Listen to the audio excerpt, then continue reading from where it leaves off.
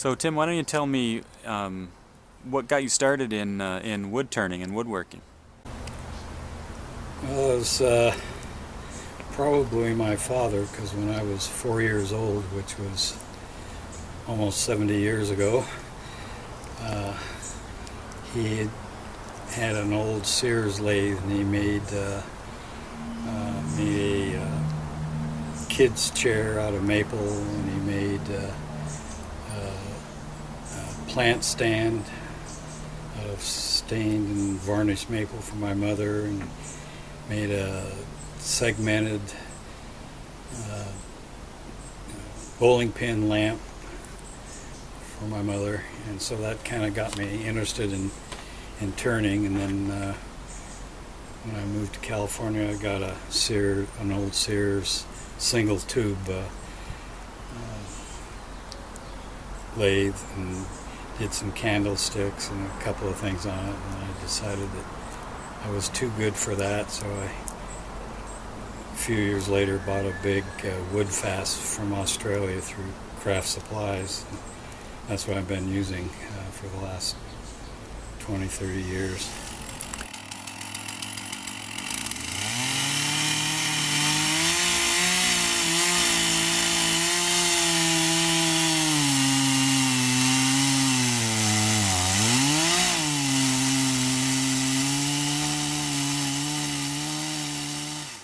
And what have you been doing recently?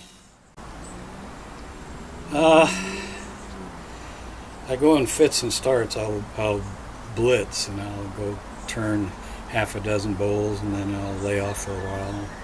But my projects I have now is kitchen utensils, spurtles, spatulas, spoons, all around the same turned handle motif in a wooden canister made out of some sort of wood.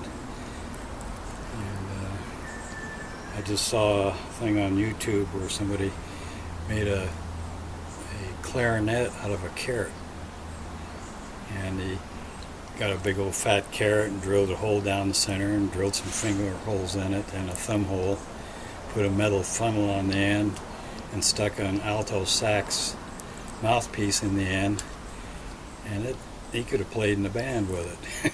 So I says, hey, that carrot is round and so is wood, so I'm going to try to make a musical instrument out of wood along that same idea.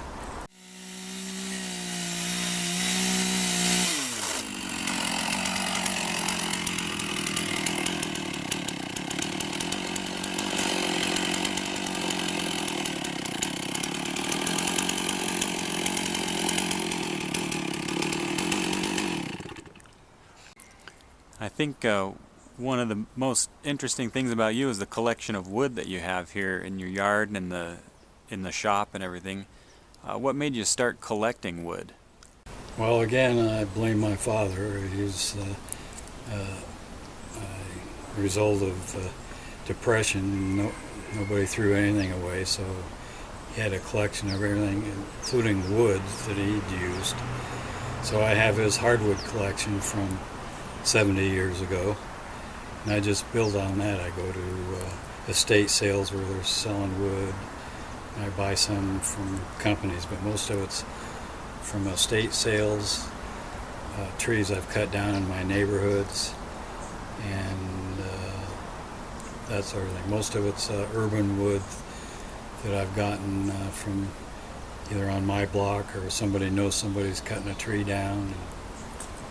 And so I've been collecting really hard for the last 40 years. I estimate I have about 40,000 pounds of logs and milled lumber and blocks and so on. And what are you doing with it? I mean, that's more than you can turn in a lifetime. 100 lifetimes. I use it as a infinite data bank for when I have a project, and I sell it to fellow woodturners and carvers that need a unique piece of wood or something that they don't want to have to go out and get. And I brought a lot of the wood up with me from when I moved up back up here from California, and I moved 25,000 pounds of logs up from California, and I've added about 15,000 pounds to it. So. Do you have a favorite? Wood? Yeah.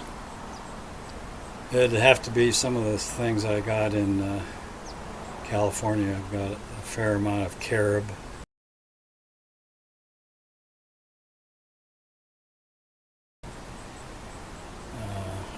I got some nice apricot wood that, because of the soil and climate down there, it's quite a bit different than what you might find up here in the Northwest.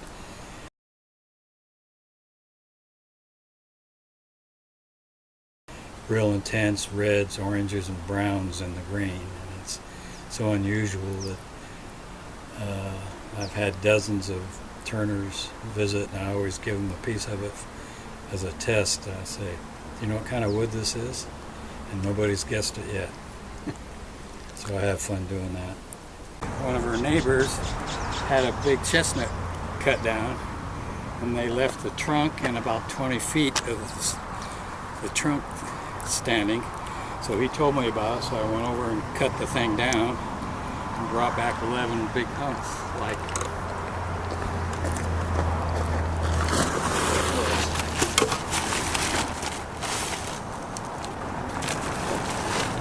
Wow. about 400 pounds a piece.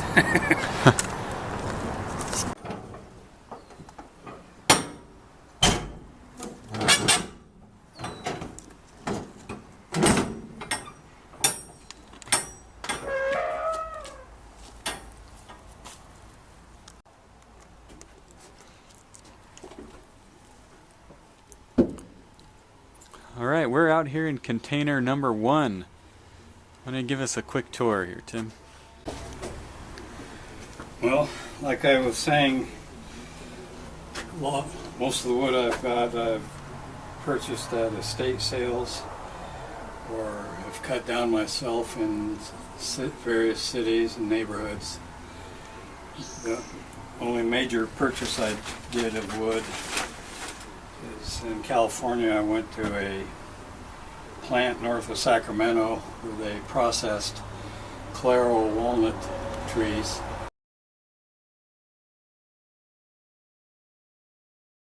For gun stocks. So I bought 800 pieces of Claro gun stock walnut back in '87. It was all kiln dried and sealed. And it's probably if I had to get rid of all my wood except one species, it would be this. I collect limb pieces from magnolia, liquid amber, English walnut, ornamental mulberry, California bay laurel. I have a lot of that. Those grew to 3-4 feet in diameter down in California. And it's similar to camphor. When you cut it, it smells like camphor, and it's quite an interesting wood. I have a lot of that.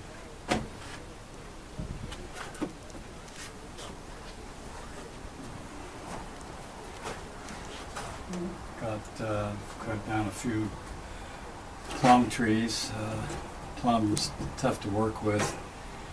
It's worse than madrone. You have to boil it also, like you do madrone, to keep it from cracking. Because you can cut it and almost hold it in your hand and watch it crack. And if you turn it green, you've got a water stream up the wall in front of you and up your apron. I collected all my lumber, and I surprised myself even with this whole wall full of hardwood lumbers that I've collected over the years. So, estate sales, and some of it from wood my father had from 70 years ago. And There's no way you know what all of that stuff is, do you? I know what most of it is, because I knew what it was when I got it. Most of it's maple, walnut, and mahogany. And there's some ash and some cherry. And anything that I ever come across that's made out of hardwood, I disassemble it and save the wood. And it doesn't matter, it could have been an old walnut chair or a table. I would save the legs because there's a ready-made spindle. So basically, I've never met a piece of wood I didn't like. In the estate sale again, all this is my exotic section. It's blackwood, ebony, lingam vita, big boards of purple heart, a lot of things that are very interesting for finials and pens. These look like bloodwood or purple heart boards. So tell the truth, what does your wife think about all this wood? Well, if she thought she could get away with it, she'd have me committed. But I tell her it keeps me out of trouble, so that takes me part way home. Does it keep you out of trouble? Or you just say that? I tell her that.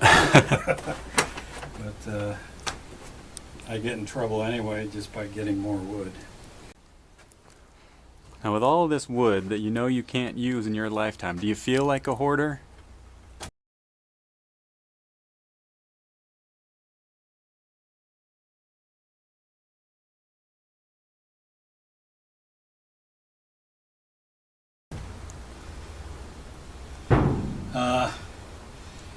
I like to use the term that there's a guy on Cajun Pawn Stars, he comes in all the time, and he says people have called me a hoarder, but I prefer to call myself a repurposer.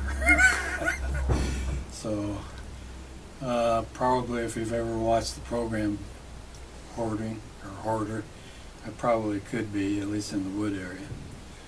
But I'm trying to get rid of a lot of it. Do you sell a lot of this stuff? Do you get a lot of people here looking for wood? I don't advertise, I just word of mouth through club meetings. I sell a fair amount. It helps me buy a tool now and then, which was the purpose of having it in the first place, so that I would sell it to pay for my tools. Again, that's the story I give the wife. Any last minute advice you want to give to other wood turners or wood collectors? Just keep your eyes and ears open for wood. Get some contacts that are in the tree trimming business, and people that know somebody that's in the tree trimming business. Look around, spread the word to all your neighbors if they've got some interesting trees.